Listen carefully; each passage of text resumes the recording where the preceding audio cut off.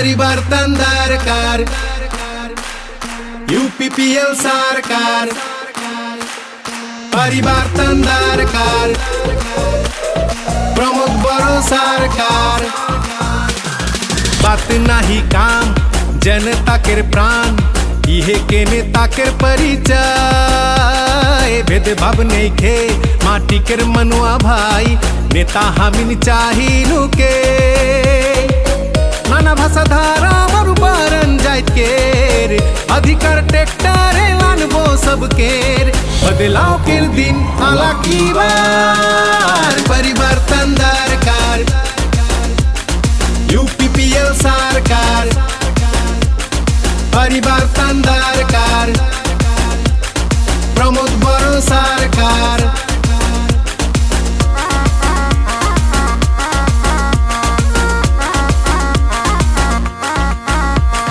छोटा बड़नाई रही राइजापन राजा हुई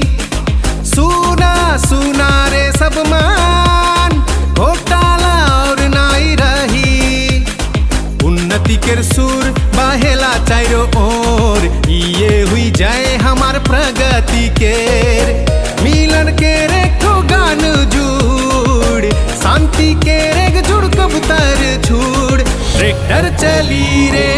बार परिवर्तन दरकार यूपीपीएल सरकार परिवर्तन दरकार प्रमोद बड़ो सरकार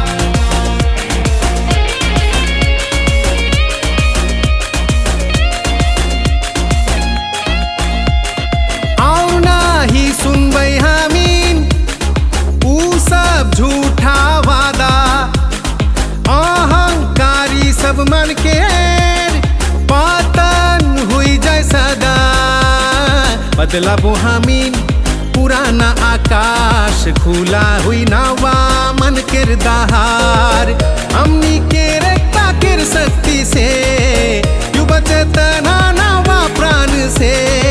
ई बार यूपीपीएल सरकार परिवर्तन दरकार यूपीपीएल सरकार परिवर्तन दरकार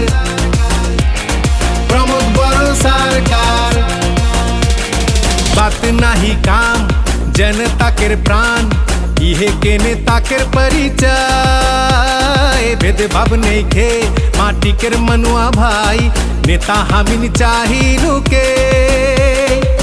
नाना भाषा धारा मरुबारन जाइत केर अधिकार ट्रैक्टर लानबो सब केर बदलाव के दिन आला की बार